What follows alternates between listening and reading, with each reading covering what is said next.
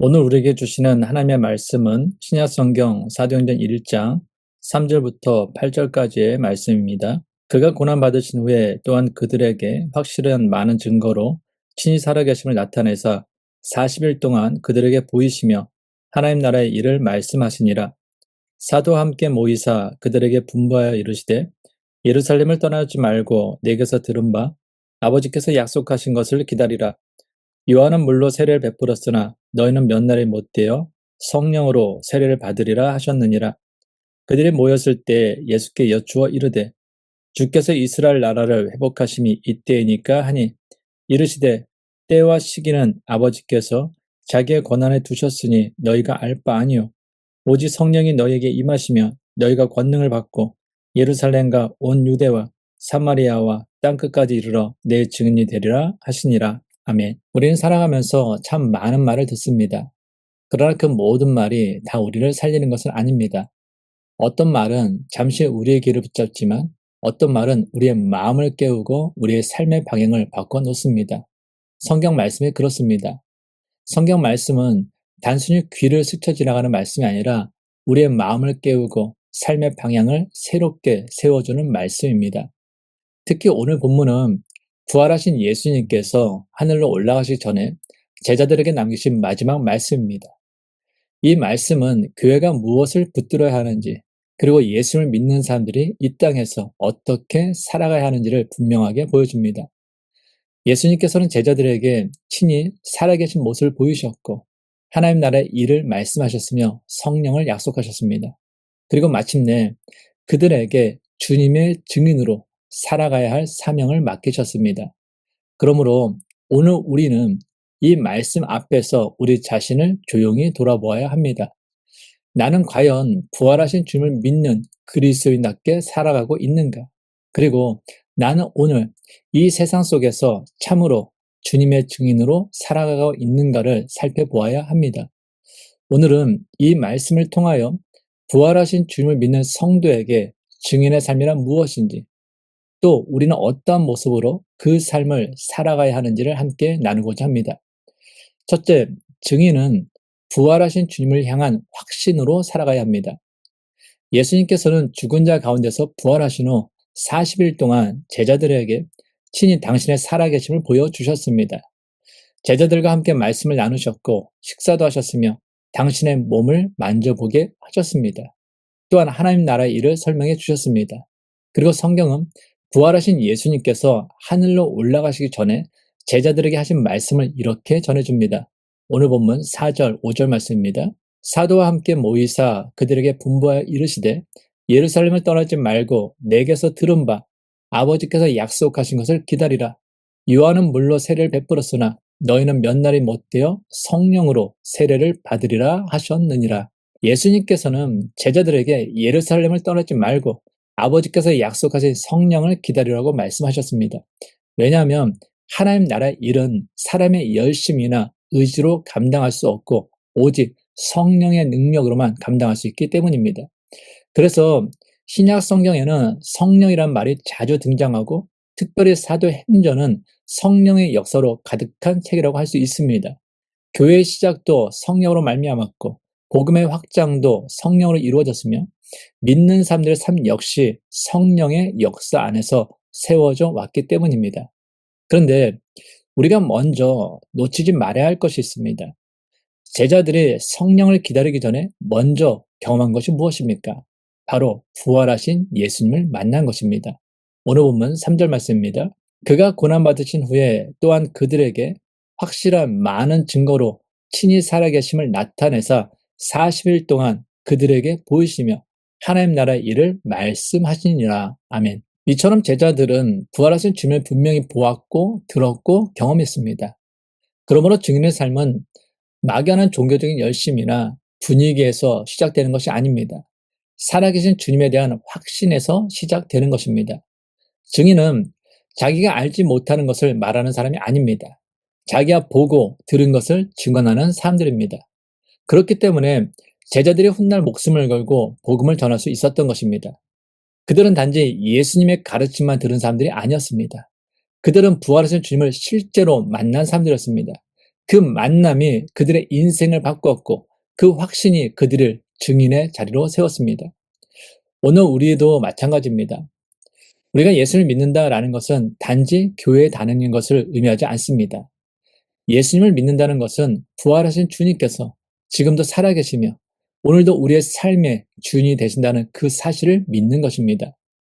이 확신이 없는 신앙은 상황에 따라 쉽게 흔들릴 수밖에 없습니다.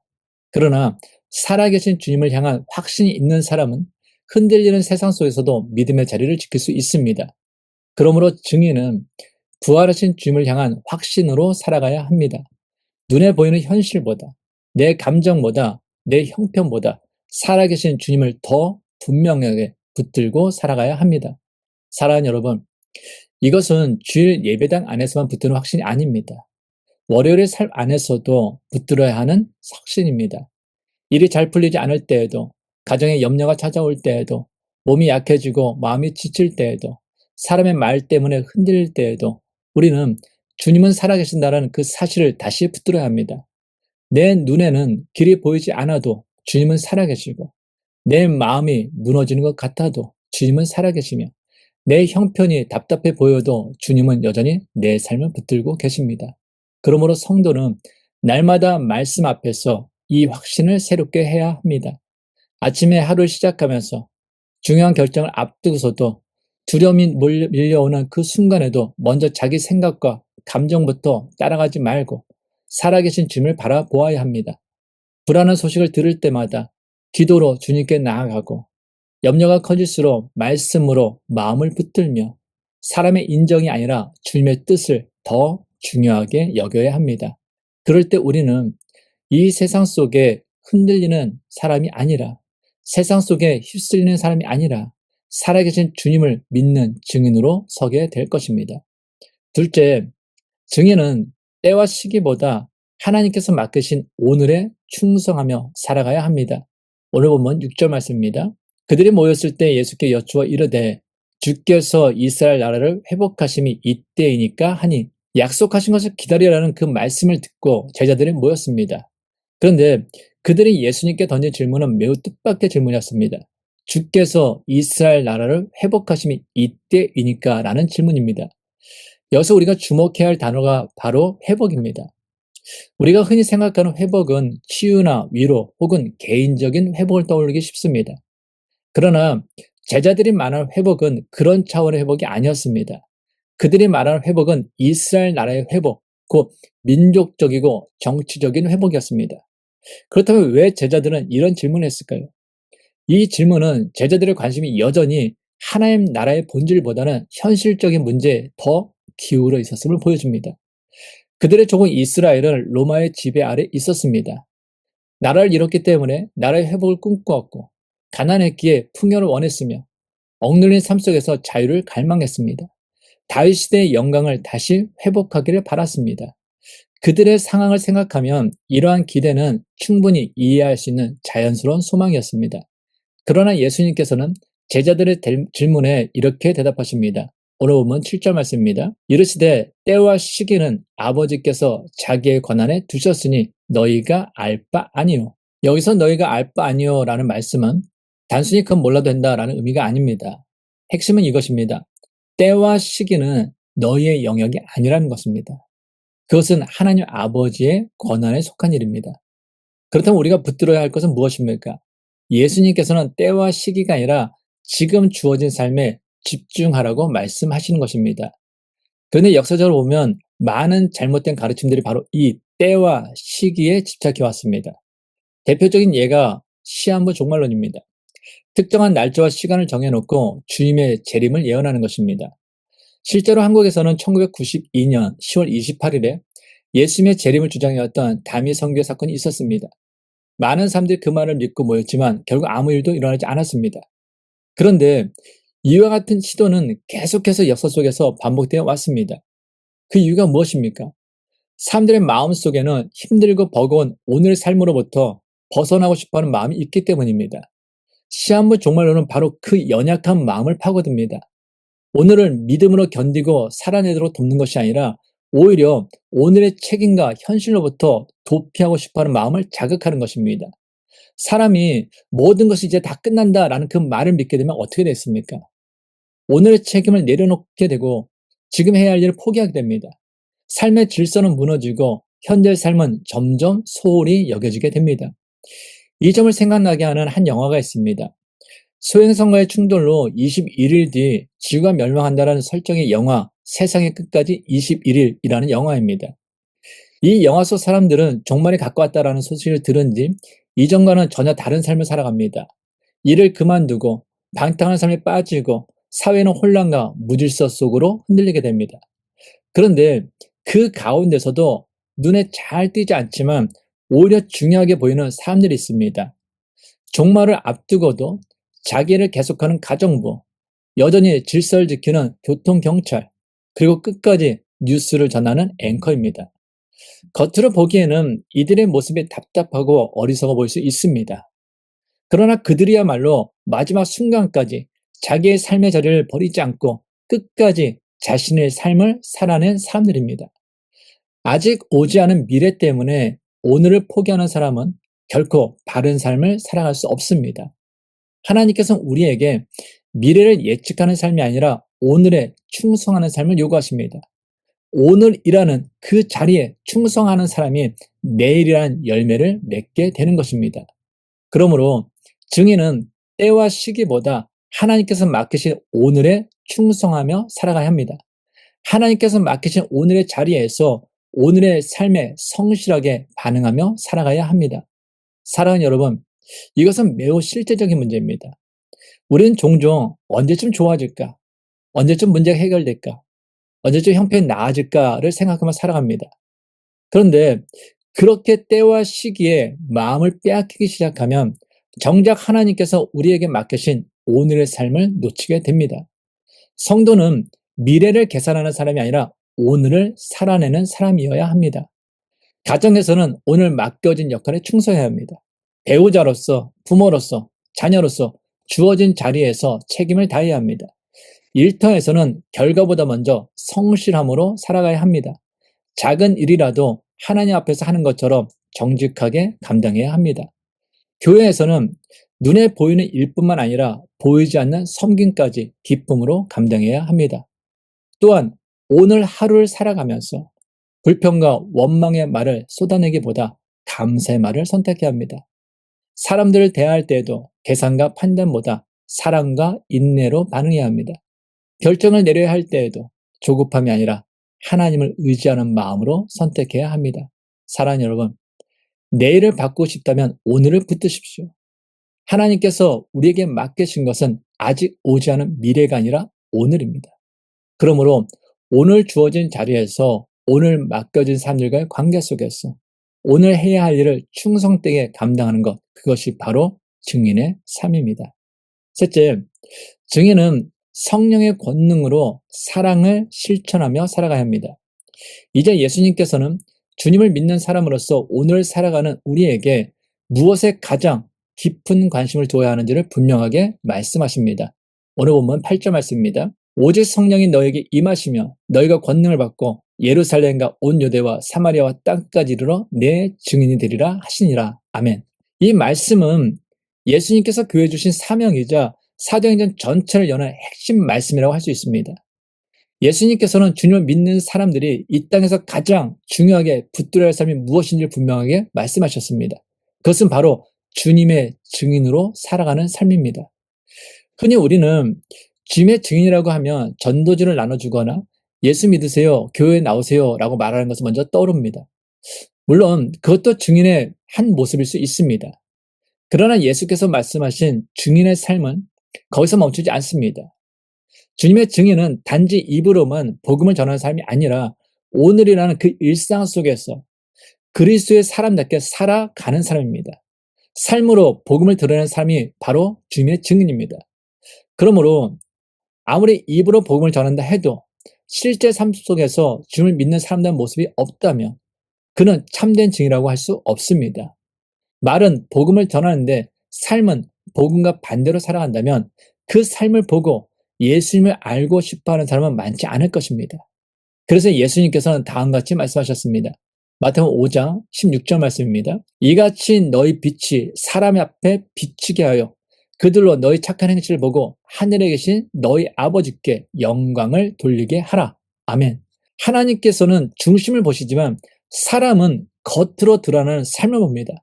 그러므로 성도는 입술의 고백만이 아니라 삶의 태도와 행동으로 예수 그리스도를 드러내야 합니다. 우리의 말, 우리의 선택, 우리의 관계, 우리의 일상 속 태도를 통해 저 사람은 정말 예수 믿는 사람이구나 하는 흔적을 드러나야 합니다. 그런데 여기는 매우 중요한 전제가 있습니다.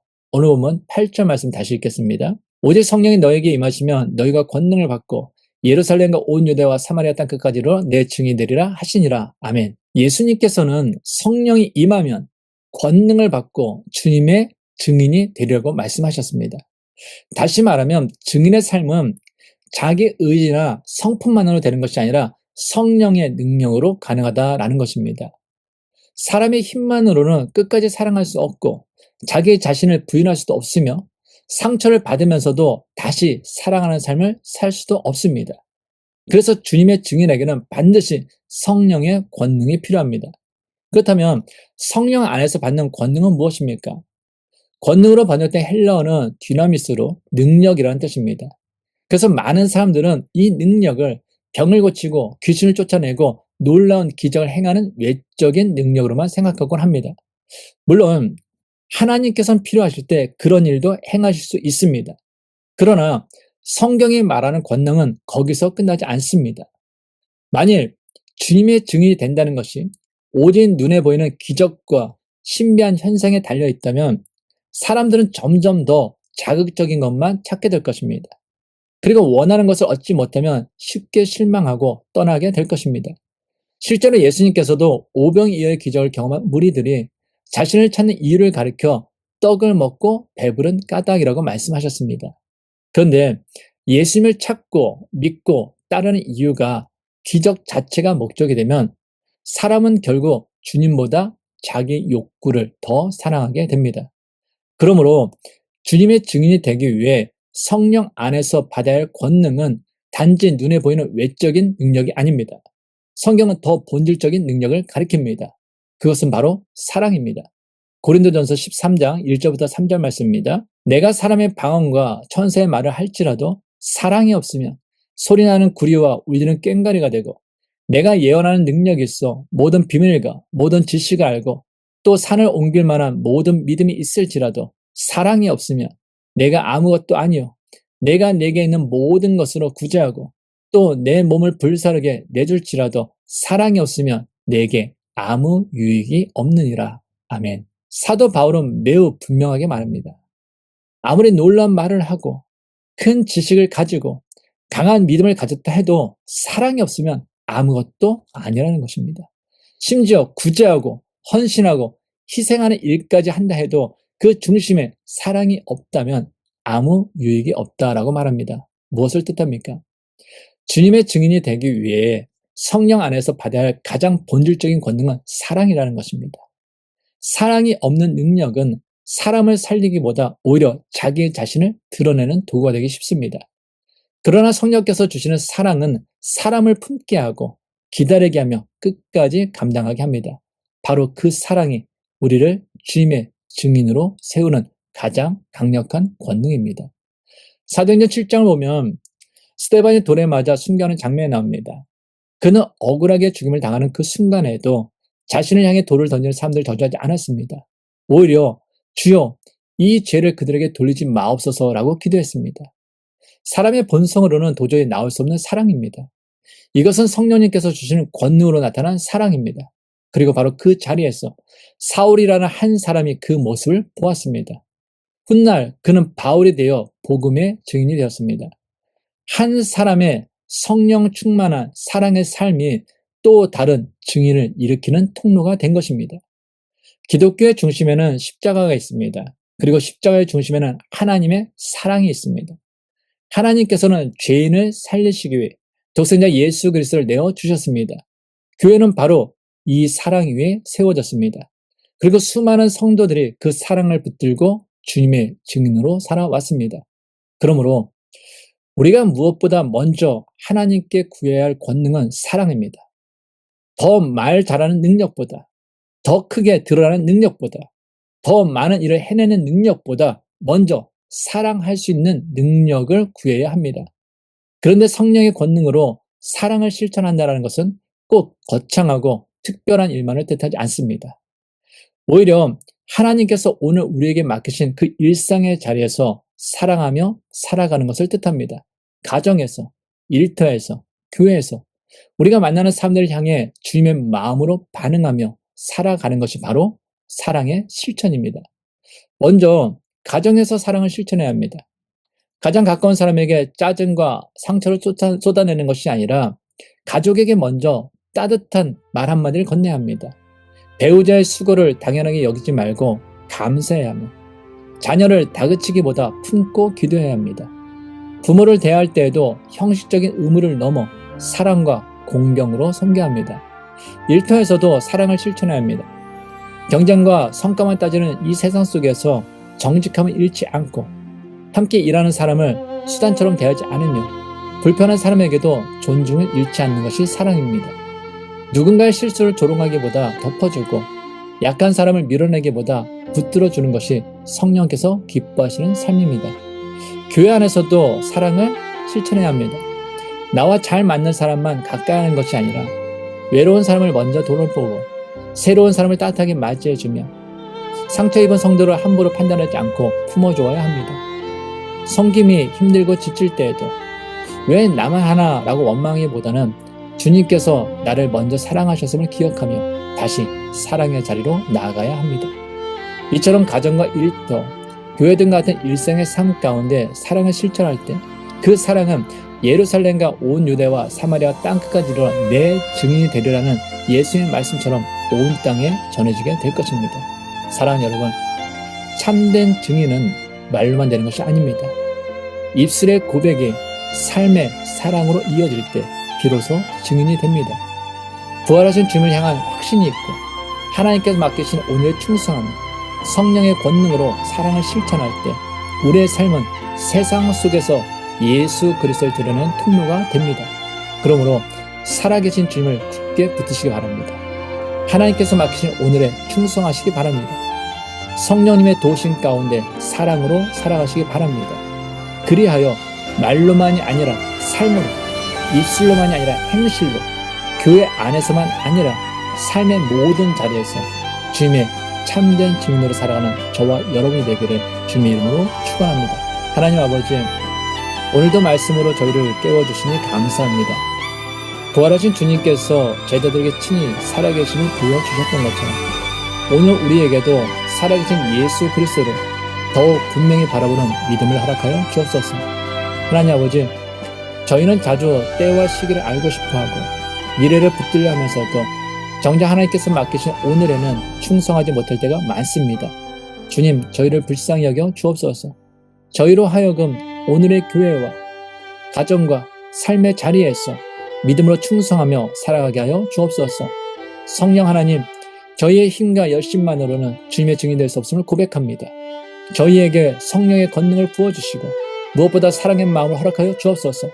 사람을 차별하지 않게 하시고 쉽게 판단하지 않게 하시며 삶의 모든 자리에서 예수 그리스도의 향기를 나타내는 참된 증인으로 살아가게 하여 주옵소서.